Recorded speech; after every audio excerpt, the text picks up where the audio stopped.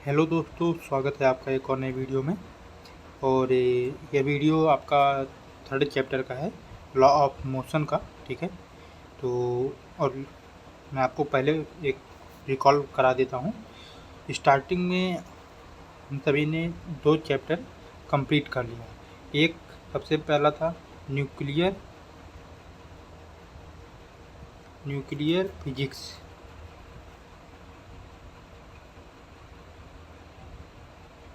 ठीक है, और सेकंड जो था वो लाइट था। ठीक है, सेकंड लाइट था। तो जिन्होंने अभी ये नहीं देखा है, आपको आई बटन पे ऊपर इसका प्लेलिस्ट मिल जाएगा, तो आप सभी वो देख लीजिएगा। ये जो है ये हमारा थर्ड चैप्टर है। ठीक है, तो इसमें हम सब 30 क्वेश्चन, 25 से 30 क्वेश्चन के बीच में करेंगे। और आप सभी कमेंट में बताइएगा कि आप सबका आउट ऑफ 30 मतलब जितना भी क्वेश्चन करेंगे कितना आपका मार्क्स आ रहा है। ठीक है, चलिए आगे बढ़ते हैं। और पहले ही मैं आपको बता चुका हूँ, ये जो टेस्ट सीरीज है ये कोई भी टीचिंग एग्ज़ाम हो, ठीक है, या फिर एलिजिबिलिटी हो, सीटेट या टेट हो, ठीक है, या फिर वनडे एग्ज़ाम का कोई भी जनरल पार्ट हो जिसमें साइंस आता है। ठीक है, और रही बात देखो पीआरटी, टीजीटी, इन सब का तो 100% क्लियर होना इससे सकता है, और वनडे एग्ज़ाम के लिए भी ये बहुत हेल्पफुल है। ठीक है, तो चलिए आगे बढ़ते हैं क्वेश्चन नंबर फर्स्ट पे। तो आप सभी के सामने क्वेश्चन नंबर फर्स्ट आ गया। चलिए, हाँ अब दिख रहा है ना अच्छे से। चलिए ठीक है, एक्सप्लेनेशन भी साथ साथ करते चलेंगे। ठीक है, चलिए बताइए, न्यूटन का प्रथम गति नियम किस सिद्धांत पर आधारित है।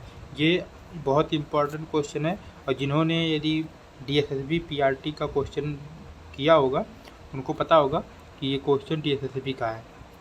ठीक है, डीएसएसबी पीआरटी के जनरल पार्ट में ये क्वेश्चन आया हुआ है। ठीक है, और पीआरटी के भी आया है, लेकिन जनरल पार्ट का मैं बता रहा हूँ, और उसमें टीजीटी के भी जनरल पार्ट में ये क्वेश्चन आया है। ठीक है, तो चलिए बताइए इसका राइट ऑप्शन क्या होगा। ये न्यूटन का प्रथम गति नियम किस सिद्धांत पर आधारित है। बल पे, त्वरण पे, जड़त्व पर, गुरुत्वाकर्षण बल पर। बताइए। तो सभी लोगों को पता है कि मैं जो राइट ऑप्शन होता है उस पर सर्कल बनाता हूँ या फिर तीर लगा देता हूँ।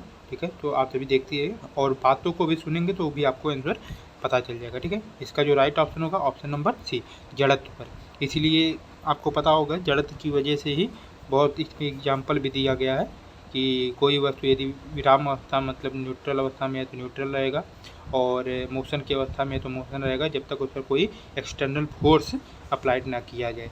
यही है ना फर्स्ट लॉ। चलिए चलते हैं नेक्स्ट क्वेश्चन पे, क्वेश्चन नंबर सेकंड। हाँ बताइए, आप सभी को दिख रहा होगा। ये सेकंड क्वेश्चन जो आपका है, निम्न में से कौन न्यूटन का तीसरा नियम है। बताइए। गति में परिवर्तन बल पर निर्भर करता है, थर्ड लॉ ये बता रहा है, या फिर हर क्रिया की बराबर और विपरीत प्रक्रिया होती है, थर्ड नियम ये होता है, या फिर वस्तु तब तक स्थिर रहती है जब तक बल ना लगे। बताइए। तो आप सभी को पता होगा राइट ऑप्शन इसका क्या होगा। इसका राइट ऑप्शन क्रिया प्रतिक्रिया का नियम बोलते हैं ना इसे, ये होगा। चलिए इसका थोड़ा सा देख लेते हैं। यह जो आपका है गति बल पर निर्भर करती है, ये आपका सेकंड लॉ है। ठीक है, एफ इज इक्वल टू क्या होता है, एम ए। ठीक है, और ये जो है ये आपका फर्स्ट है, लेकिन फर्स्ट पूरा कंप्लीट नहीं है। ठीक है, तो इस प्रकार से एक्सप्लेनेशन देखते हुए चलेंगे। तो ये आपका कंप्लीट, इसका राइट ऑप्शन क्या हमने आपको बताया, ऑप्शन नंबर बी। ठीक है, ऑप्शन नंबर बी। ठीक है, चलिए आगे बढ़ते हैं क्वेश्चन नंबर 3। क्वेश्चन नंबर 3 थोड़ा बड़ा है, चलिए अब दिख रहा होगा। चलिए थोड़ा सा कंप्रोमाइज किसी किसी क्वेश्चन में करना पड़ेगा। ठीक है, देखिए क्वेश्चन पर ध्यान दीजिए कि कितना अच्छा कंटेंट आपके पास है। ठीक है, तो क्योंकि आपको कंटेंट से ही लेना देना है सब कुछ, उसी से आपको अच्छा सब कुछ मिलेगा। ठीक है, तो देखिए इसमें एग्जांपल दिया है, एक व्यक्ति अगर दीवार को धक्का देता है, ठीक है, और दीवार स्थिर रहती है तो कौन सा नियम लागू होगा। बताइए। मान लीजिए ये आपका एक दीवार है, ठीक है, और यहाँ पर एक आदमी है, ठीक है, और यह फोर्स अप्लाई कर रहा है इस पर, ठीक है, लेकिन दीवार बहुत बड़ा है तो आगे बढ़ नहीं रहा है, तो दीवार अपने स्थान पर स्थिर है, ठीक है, यहीं पर स्थिर है। तो बताइए कि उस पर कौन सा नियम लागू होगा, मतलब कि पहला नियम लागू होगा, दूसरा, तीसरा, चौथा, गुरुत्वाकर्षण का नियम कौन सा लागू होगा, ठीक है। तो इसका जो राइट ऑप्शन होगा, ऑप्शन नंबर आप बताइए सबसे पहले, तो आप सभी ने बताया होगा, इसका जो राइट ऑप्शन होगा ऑप्शन नंबर सी, क्रिया प्रतिक्रिया। क्यों? जितना फोर्स ये इधर लगा रहा है उतना फोर्स इधर लग जा रहा है, इसलिए वो स्थिर है, ठीक है। अब मान लीजिए कि यदि जो आदमी है इसका फोर्स ज़्यादा लग जाए तो दीवार आगे बढ़ जाएगा, ठीक है, या दीवार गिर जाएगा। यदि मान लीजिए कि दीवार का फोर्स आदमी पर ज़्यादा लग जाए, लड़का गिर जाएगा, ठीक है, आदमी गिर जाएगा। तो इस प्रकार से होता है, ठीक है। चलिए क्वेश्चन नंबर 4 बताइए, निम्न में से कौन सी बल की इकाई है? Kilogram, metre, newton, second. इसका जो राइट ऑप्शन आपको डायरेक्ट बता देना चाहिए, ऑप्शन नंबर सी। मैं ये पूरा बता देता हूँ, ठीक है। और देखिए ये जो है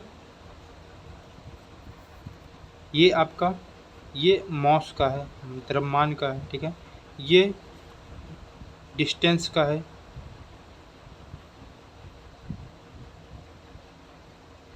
और ये टाइम का है, ठीक है, ठीक है। मास मीन्स द्रव्यमान, डिस्टेंस मीन्स दूरी, और ये टाइम मीन्स समय, ठीक है। इसका जो राइट ऑप्शन होगा ऑप्शन नंबर सी, ठीक है।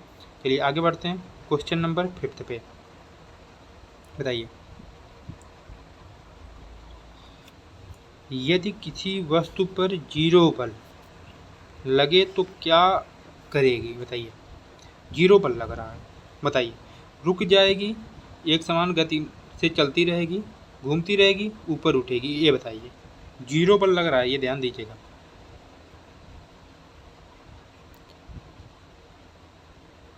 तो सबसे पहली बात तो इसका जो राइट ऑप्शन होगा ऑप्शन नंबर बी, ठीक है। अब ऐसा क्यों, ठीक है, मैं आपको बता दूं क्यों। देखिए सबसे पहली बात तो एक एग्जाम्पल से इस पर ज़्यादा समझते हैं तब अच्छा समझ में आएगा कि कोई वस्तु, जैसे आप साइकिल चला रहे हो, साइकिल जब चलाते हो तो वो विपरीत हवा के विपरीत दिशा में जाता है, तो वो धीरे धीरे धीरे धीरे देखोगे आप रुकेगा, या नॉर्मल कंडीशन पर भी जाओगे, यदि आप पैडल नहीं चलाओगे, ठीक है, तो वो देखोगे धीरे धीरे रुकेगा। क्यों? क्योंकि एक इनर्शिया जो घर्षण होता है वो भी एक प्रकार का बल है, वो उस पर अप्लाई होता है, तो इस वजह से तो यहाँ पर तो अप्लाई होगा ना, किसी प्रकार का बल अप्लाई होगा। बल कई प्रकार के होते हैं, ठीक है, तो कोई ना कोई बल अप्लाई हो रहा है, तो इसीलिए रुक जा रहा है। अब घूमना, कोई भी वस्तु है, आप उसको यदि फोर्स लगाओगे तभी वो घूमेगा, ठीक है, या कम करोगे फोर्स तब वो रुकेगा, ठीक है। यदि मान लीजिए कोई फोर्स नहीं लगा रहे हो, मतलब जितना है, मान लीजिए 5 न्यूटन का है, 5 ही न्यूटन पर वैसे है, कुछ उस पर बल लग ही नहीं रहा है, ठीक है। और कोई भी, अब आप कहोगे कि बाहर भी तो बल लगता है, बाहर एयर का जो है वो घर्षण बल लगता है, ठीक है। इसमें क्या कहा, कोई भी बल नहीं लगने की चाहिए, मतलब कि निर्वात अवस्था में हो जाना चाहिए। ऊपर ऊपर कैसे उठेगी, उसके लिए भी तो बल चाहिए, तो जब 0 बल का है तो कोई बल नहीं चाहिए, ठीक है। तो इसका right option option number B होगा, ठीक है। चलिए आगे बढ़ते हैं क्वेश्चन नंबर 6 पे। त्वरण का कारण क्या है? त्वरण का कारण क्या है? बल है, द्रव्यमान है, समय है, दूरी है। ये क्वेश्चन आपका KBS PRT का है, ये क्वेश्चन आपका KBS PRT का है, बहुत इंपॉर्टेंट क्वेश्चन है। देखिए ये नहीं पूछा कि त्वरण क्या होता है, त्वरण का मात्रा क्या, ये सब नहीं, त्वरण का कारण क्या है, आप कारण आप बताइए, लेकिन जो समझा होगा वो कारण भी बता देगा। त्वरण का कारण क्या है? एक प्रकार का एक भी तो बल ही है, त्वरण एक प्रकार का तो बल ही है। अब कैसे? न्यूटन का सेकंड लॉ क्या है? F is equal to ma। अब इसी को ए के रूप में करो, F अपान m क्या है? बल का ही है ना, त्वरण। बल के कारण से ही एक्सेलरेशन प्रोड्यूस होता है। ठीक है, इसका जो राइट ऑप्शन क्या है? Option number A. ठीक है, आप बहुत लोग इसको गलत किए होंगे। ठीक है, लास्ट में आप सब बताइएगा कि आउट ऑफ 30 में आपका कितना मार्क्स आया है। ठीक है, चलिए आगे बढ़ते हैं। क्वेश्चन नंबर 7, ये देखिए आपका आ गया। ये मैं क्यों लाया हूँ मैं आपको बता देता हूँ। ये जी, इसमें न्यूटन के दूसरे नियम के अनुसार बल का फार्मूला पूछा है, सूत्र पूछा है, जो कि हमने आपको अभी स्टार्टिंग में ही बता दिया, F is equal to ma, option number C. ठीक है, लेकिन एक क्वेश्चन और था, मैं आपको बोल करके बताता हूँ, ध्यान से सुनिएगा। उसमें पूछा था कि न्यूटन के दूसरे नियम के अनुसार त्वरण, ऐसे पूछा था, त्वरण किसके अनुक्रमानुपाती होता है, मतलब प्रोपोर्शनल अनुपात होता है। ठीक है, तो अब इसमें आपको फार्मूला पता होगा तभी आप कर पाओगे। ठीक है, त्वरण पूछा है किसके अनुक्रमानुपाती होता है। ठीक है, तो अब यहाँ से निकालो, मैंने आपको अभी स्टार्टिंग में बताया एम में होता है, ए पूछा है तो A is equal to F by A is equal to F upon M. तो किसके अनुक्रमानुपाती होता है? एफ के। अब व्युत्क्रमानुपाती पूछा था तो एम के होता। ठीक है, ये आपका क्वेश्चन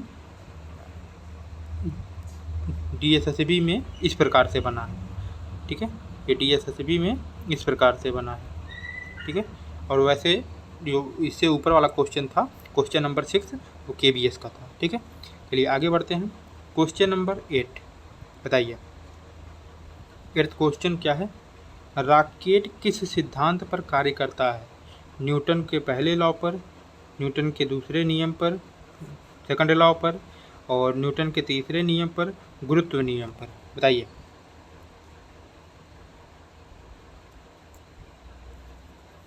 आई होप आपने रिप्लाई दिया होगा। तो चलिए देखते हैं किस नियम पर आधारित होता है।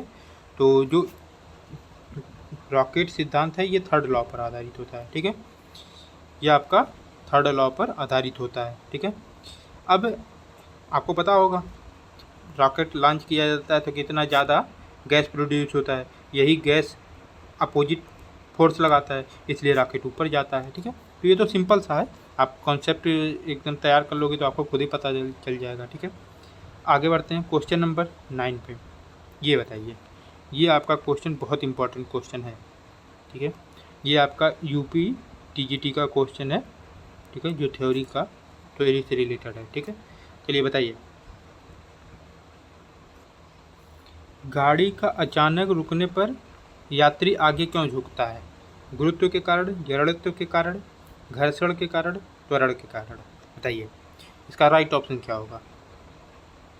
आई होप आप सभी लोग रिप्लाई दोगे। और इसका जो राइट ऑप्शन होगा ऑप्शन नंबर बी होगा।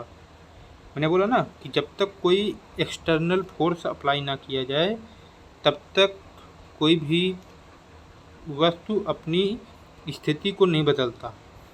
ठीक है, अब जैसे गाड़ी अचानक रुक रही है, ठीक है, और जैसे गाड़ी ये है, ये चल रही है, तो इसमें बैठा हुआ यात्री भी जो है उसका भी बॉडी जो है उसी दिशा में मोशन की कंडीशन में है। ठीक है, अब बॉडी तो अब यहाँ पर देखो आगे आया। ठीक है, बस पर गाड़ी जो है, या मान लीजिए मैं एक एग्जांपल बता दूँ, बस है। ठीक है, बस को तो ब्रेक लगा करके घर्षण उत्पन्न करके इसको स्लो किया जा रहा है। ठीक है, तो ये स्लो हो रहा है लेकिन बॉडी पर कोई घर्षण नहीं लग रहा है या कुछ नहीं लग रहा है, तो बॉडी तो उसी गति से आगे बढ़ने का ट्राई करेगी क्योंकि बाहर से कोई फोर्स नहीं लग रहा है। तो इसीलिए जब आप ब्रेक लगेगा तो आप आगे जाओगे। ठीक है, और जैसे ही मान लीजिए जैसे गाड़ी, एक ऐसी भी कंडीशन आती है, उसका भी एक एग्जांपल मैं बता दूं कि गाड़ी एक स्थान पर रुकी हुई है। ठीक है, और उसमें बैठा हुआ नहीं, रुकी नहीं, चल रही है या फिर रुकी हुई है मान लीजिए, और उसमें बैठा यात्री भी उसमें है, लेकिन जब गाड़ी एकाएक आगे बढ़ती है, ठीक है, गाड़ी जब एकाएक आगे बढ़ती है तो यात्री पीछे की तरफ आ जाता है। क्यों? यही है कि जो यात्री है उसकी बॉडी उसी रेस्ट मोशन में रहना चाहती है, ठीक है, जबकि गाड़ी आगे बढ़ना चाहती है, मोशन में आना चाहती है, ठीक है। तो इसलिए चलिए आगे बढ़ते हैं। क्वेश्चन नंबर 10 बताइए। ये भी आपका बहुत इंपॉर्टेंट क्वेश्चन है, ये आपका उसमें आया है, क्या नाम है, सीटेट में, ठीक है, ये सीटेट में आया है। और मैं आप सभी को बता दूं, तब तक आप सभी ये मुझे बताते रहिए कि न्यूटन के किस नियम से बल की परिभाषा मिलती है। तब तक मैं एक आप सभी को अपडेट देना चाहता हूं कि आप सभी को इसी यूट्यूब चैनल पर सीटेट के लिए CDP, ठीक है, EVS और इसके साथ साथ आपको साइंस, ठीक है,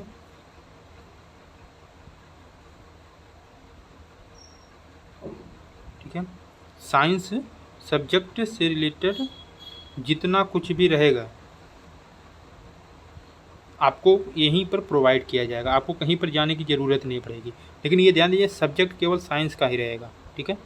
और ये तो फर्स्ट पेपर सेकंड पेपर दोनों के लिए, सेकंड पेपर में तो ये नहीं आता EVS, इसमें यही आता है, लेकिन फर्स्ट सेकंड के लिए ये आप सभी के लिए पूरा रहेगा और सेकंड पेपर के लिए आप सबके साइंस केवल रहेगा, ठीक है, सोशल साइंस या फिर अदर सब्जेक्ट नहीं रहेगा, ठीक है। तो ये सारी चीज़ों के लिए हमारी तरफ से पूरा प्रयास है और सब कुछ किया जाएगा। तो आप सब तैयार रहिएगा। जिन्होंने अभी तक चैनल को सब्सक्राइब नहीं किया है कर लीजिए, ठीक है, और वीडियो अच्छा लग रहा हो तो लाइक करिए, ठीक है।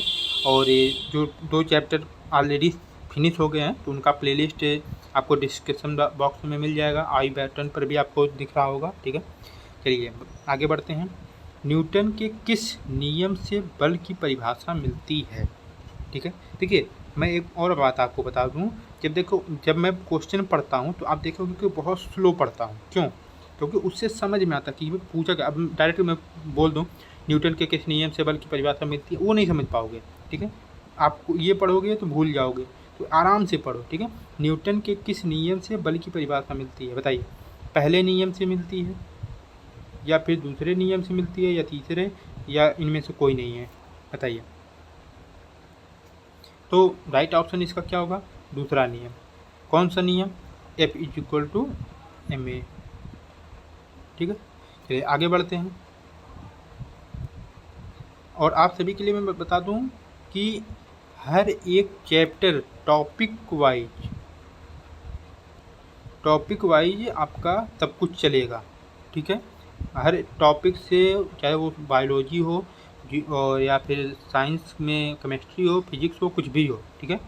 इसके बाद हम सबका इस चैप्टर के बाद ग्रेविटी इस चैप्टर स्टार्ट होगा, ठीक है। तो सब कुछ प्रिपेयर है, आप चिंता मत करिए, बस आप करते जाइए, ठीक है। बताइए, यदि किसी वस्तु का द्रव्यमान बढ़े लेकिन बल समान रहे तो त्वरण क्या होता है? बताइए। अब इसमें ऑप्शन बताइए, बढ़ेगा, घटेगा, शून्य होगा, अपरिवर्तित होगा, बताइए। चलिए देख लेते हैं। इसका राइट ऑप्शन मैं आपको पहले बता दूं, बढ़ेगा, घटेगा, सॉरी। क्यों? चलिए देख लेते हैं। इसमें ए पूछा है ना, त्वरण क्या होगा, तो ए पूछा है इसमें, ठीक है। तो मैं दूसरा कलर लेता हूँ जिससे आपको अच्छे से समझ आए। इसमें ए पूछा है, A=F/m। इसमें क्या है?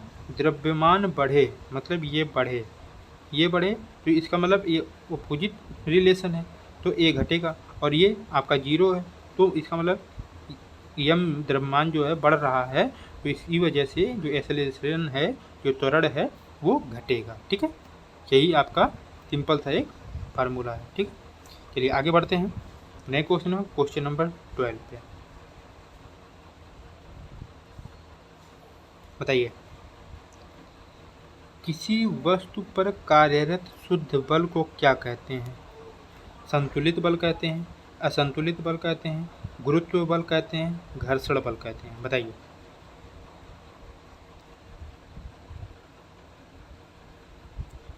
आई होप आप सभी ने बता दिया होगा। उसको असंतुलित बल कहते हैं, शुद्ध बल को असंतुलित बल कहते हैं, ठीक है।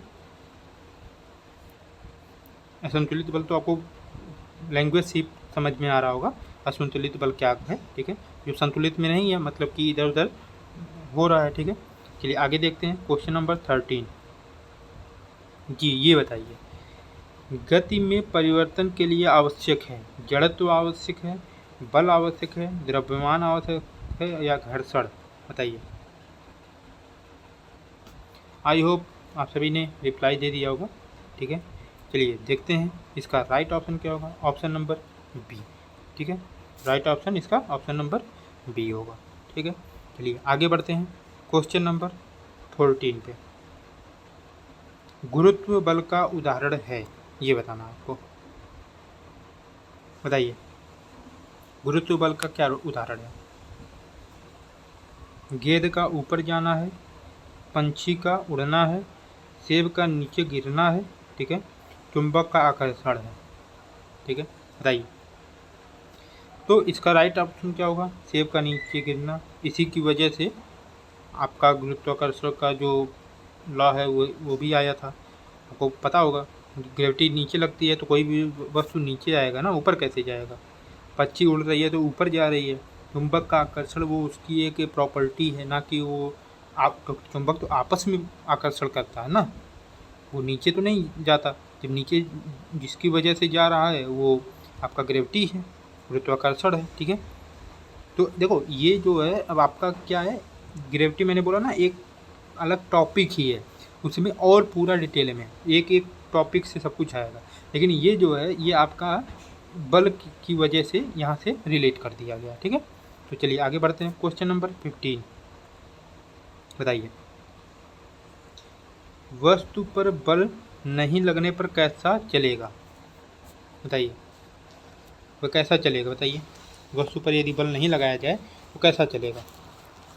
तो इसका राइट ऑप्शन क्या होगा, एक समान गति से चल रहा है। वही मैंने आपको बताया ना कि बल यदि 0 लग रहा है, जो लास्ट स्टार्टिंग में एक क्वेश्चन आया था, ठीक है। तो सेम उसी तरह से है। तो आपका राइट ऑप्शन क्या होगा, ऑप्शन नंबर बी, एक समान गति से चल रहा है, ठीक है। चलिए आगे बढ़ते हैं। ये देखिए रिपीट हो गया, उसमें फार्मूला वही था लेकिन जो मैं आपको कंसेप्ट समझा दिया था वो आ गया है।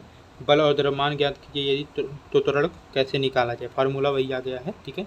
तो इसका जो राइट ऑप्शन होगा ऑप्शन नंबर बी, ठीक है, option number B, A is equal to F/m, ठीक है, यही होगा। चलिए आगे बढ़ते हैं। और ये किससे आया है ये भी आपको पता ही होगा। तो F is equal to ma जो सेकंड लॉ होता है न्यूटन का, उसी से आया है, ठीक है, इसी फार्मूले से आया है, ठीक है। चलिए आगे बढ़ते हैं क्वेश्चन नंबर 17,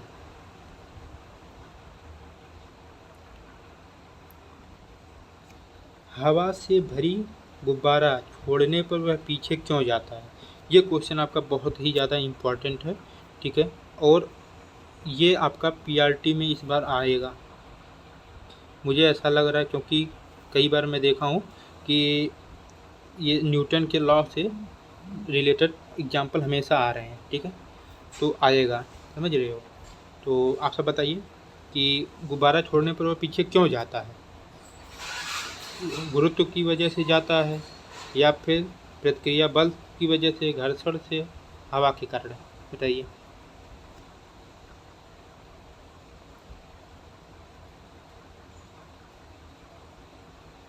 तो इसका जो राइट ऑप्शन होगा ऑप्शन नंबर प्रतिक्रिया बल, क्रिया प्रतिक्रिया जो आप कहते हो उसी की वजह से, ठीक है। तो right option option number B होगा, ठीक है। चलिए चलते हैं नेक्स्ट क्वेश्चन पे। क्वेश्चन नंबर 18, चंद्रमा का द्रव्यमान होता है परंतु वजन नहीं, ये बताइए। ये भी आपका बहुत इंपॉर्टेंट क्वेश्चन है, ठीक है।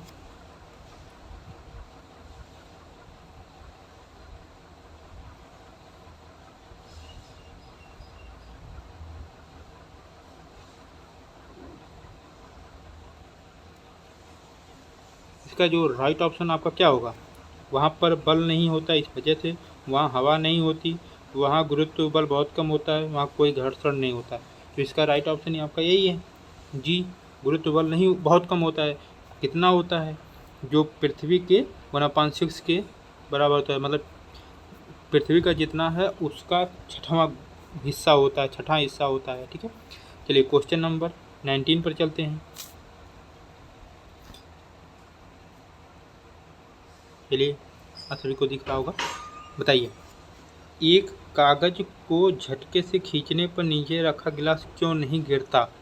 बल के कारण, घर्षण के कारण, जड़त्व के कारण और गुरुत्व बल के कारण। आप लोग कई टीवी शो में भी देखे होंगे, मैजिक में भी देखे होंगे कि एक ऐसे टेबल बनाता है और उस पर एक कोई मतलब रुमाल ऐसे रख देता, बहुत पतला सा, और उसी के ऊपर क्या करता है कि एक ऐसे गिलास रख देता है, ऐसा एक गिलास रख देगा, ठीक है, और यहाँ से ऐसे पकड़ करके उसको पीछे खींचेगा और ये गिरता नहीं, ये इस पर स्टैंड हो जाता है। ठीक है, आप सभी ने देखा होगा। तो इसका जो राइट ऑप्शन क्या होगा? इसका जो राइट है जड़त्व के कारण, क्योंकि गिलास अपने पूर्व कंडीशन में रहना चाहता है। ठीक है, जो गिलास है वो अपने पूर्व कंडीशन मतलब इसी न्यूट्रल रहना चाहता है विदाउट मोशन में, तो इसलिए वहाँ पर बैठ जाता है। ठीक है, और इतने झटके से खींचते हैं, ठीक है, कि वो मोशन में आता ही नहीं। ठीक है, तो इस वजह से आप अपने घर पर भी ट्राई कर सकते हैं इसको। तो ये तो बहुत फेमस और सिंपल, आज तक भी इसका ट्रिक मतलब टीवी शो में दिखाया जाता है। तो चलिए आगे नेक्स्ट क्वेश्चन पर चलते हैं। क्वेश्चन नंबर 20, निम्न में से कौन सा बल संपर्क बल नहीं है? ये क्वेश्चन आपका मैं देखा हूँ सुपर टेट में, अभी आपका बीपीएससी TR 3 में हुआ आया था 3.0 में। ठीक है, और यही मुझे याद है कि DSSB का भी क्वेश्चन है। मैंने आपको पहले भी बोला था ना कि कोई भी क्वेश्चन हो वो यदि इम्पोर्टेंट है तो उसी एग्जाम में ऐसे घूमता रहता है। ठीक है, तो चलिए बताइए कौन सा बल संपर्क बल नहीं है? तो आई होप आप सभी ने बता दिया होगा। तो चुंबकीय बल, इसको आप फील करते हो कि कोई मुझे खींच रहा है। ठीक है, लेकिन घर्षण जब दो वस्तु आपस में जुड़ते हैं तभी लग पाते हैं। ठीक है, तो ये संपर्क बल नहीं है। ऑप्शन नंबर आपका सी राइट ऑप्शन होगा। क्वेश्चन नंबर 21, देखिए हम सब 25 क्वेश्चन टोटल करेंगे आज। ठीक है, 25 क्वेश्चन, और ये अभी 21 है, इसके बाद 4 क्वेश्चन और है। ठीक है, तो चलिए बताइए। एक व्यक्ति दीवार को घूंसा मारता है और उसे दर्द होता है, यह किस नियम के कारण होता है? पहले नियम के कारण होता है न्यूटन का, या न्यूटन के दूसरे नियम, या न्यूटन के तीसरे नियम? अभी एक एग्जांपल आया था ना, एक व्यक्ति धक्का देता है दीवार को, दीवार नहीं खिसकता, तो वो किस बल पर, किस नियम पर आधारित होता है? ठीक है, तो उसी प्रकार ये भी है। ठीक है, तो मैंने आपको बोला ना, ये भी वही है, न्यूटन का तीसरा नियम, आंसर दोनों का सेम है, लेकिन देखिए पूछने का जो लैंग्वेज है वो चेंज हो गया। ठीक है, मैं आपको बता दूं, आप न्यूटन का यदि ये नियम पढ़ रहे हो तो आप एक बार तीनों नियम पढ़ लो। ठीक है, आप समझ लो, आपका बहुत अच्छा कॉन्फिडेंस आ जाएगा। ये बताइए क्वेश्चन नंबर 22, बल और समय के गुणनफल को क्या कहते हैं? संवेग कहते हैं, और संवेग परिवर्तन, संवेग संचरण, आवेग, बताइए। तो इसका जो राइट ऑप्शन होगा वो आपका क्या होगा? वो होगा आवेग। अब आवेग होता क्या है? आवेग जो होता है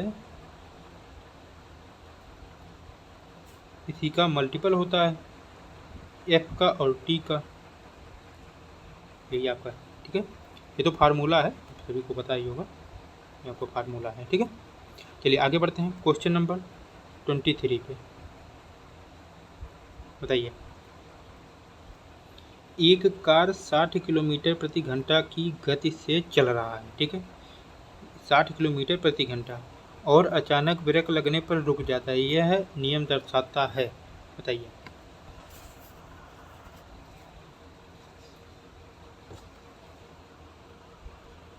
तो ये क्या नियम दर्शाता है? ये आपका दर्शाता है सेकंड लॉ। सेकंड लॉ नहीं, फर्स्ट लॉ है, लेकिन इसमें जड़त्व का ज़्यादा रोल है। ठीक है, क्योंकि आप देखोगे कि क्या पूछा है, एक कार अचानक ब्रेक लगने पर रुक जाता है। जी यही है कि इसमें एक और हो सकता है, ये थर्ड लॉ भी इस पर हो सकता है, ठीक है। तो आप सब एक बार देख लीजिएगा इसको, तो ठीक है, इसको एक बार आप सभी देख लीजिएगा, क्योंकि जड़त्व की वजह से रुकता है ये नहीं हो सकता, ये थर्ड लॉ ही होगा, सॉरी, ये क्रिया प्रतिक्रिया की वजह से है। तो इस पर जब ब्रेक लगेगा तो, क्योंकि जब ब्रेक लगेगा तो इनर्शिया लगेगी। इनर्शिया क्या है, इनर्शिया एक तरह का यही है ना, तो क्रिया है उसी के विपरीत प्रतिक्रिया लगती है। ये थर्ड लॉ आपका राइट ऑप्शन होगा, ठीक है, ये समझ लीजिए, थर्ड ऑप्शन राइट होगा, डी नहीं होगा, सी होगा, ठीक है। चलिए आगे बढ़ते हैं। ये तो आपका हो गया चुंबकीय बल है, संपर्क बल, ठीक है। तो चलिए आज आप सभी को एक भी क्वेश्चन हमने नहीं दिया, ये बताइएगा आवेग का तो हमने आपको बता दिया था। क्वेश्चन नंबर 25 आपको कमेंट में करके बताना है इसका राइट ऑप्शन, और आपको ये भी बताना है कि 24 क्वेश्चन में आपका राइट कितना आया, स्कोर आपका कितना हुआ, ठीक है। और इसका आप सभी लोग मुझे कमेंट बॉक्स में बताएंगे इसका राइट ऑप्शन क्या है, ठीक है। और दूसरी चीज़ मैं आप सभी को एक बात कहना चाहता हूँ कि आप सभी लोग सपोर्ट थोड़ा सा दिखाइए, ठीक है। और यदि कोई मान लीजिए कोई ऐसा चीज़ है जो आपको नहीं समझ में आ रहा, हो सकता है क्योंकि ऐसा पॉसिबल होता है कि एक ही बार में नहीं समझ में आता, ठीक है, तो आप सब उसको देख लीजिए या मुझे कमेंट में के माध्यम से आप बताइए। और दूसरी चीज़, हमारे यूट्यूब चैनल के अबाउट में ही आपको टेलीग्राम का लिंक मिल जाएगा, उसको ज्वाइन कर लीजिए, वहाँ पर कन्वर्सेशन होता है, तो वहाँ पर आप अपना क्वेश्चन भेज सकते हो, किसी भी तरह का हो, ठीक है, तो उसको भी मैं देख लूँगा। और जिन्होंने अभी चैनल को सब्सक्राइब नहीं किया है, सब्सक्राइब कर लीजिए। वीडियो अच्छा लग रहा हो तो लाइक करिए, आप सभी के लिए इतना प्रयास किया जा रहा है सब कुछ, ठीक है। और अपने दोस्तों में भी शेयर करिए और कमेंट करके मुझे ज़रूर बताइएगा 25 का आंसर क्या होगा और आपने स्कोर कितना किया, ठीक है। तो चलिए मिलते हैं फिर नेक्स्ट वीडियो में, और इसी का सेकंड पार्ट अभी आएगा, ठीक है। और इसमें हम सब प्रयास करेंगे कि 80 से लगभग हम सब क्वेश्चन कर लें, जिससे कहीं से भी कोई क्वेश्चन आए तो फंसे ही ना आपका, ठीक है। तो 80 क्वेश्चन के लगभग हम सब करेंगे, ठीक है। तो इसका आगे बढ़ते हैं नेक्स्ट वीडियो में, तब तक के लिए टिल दैट गुड बाय, ठीक है। Thank you so much.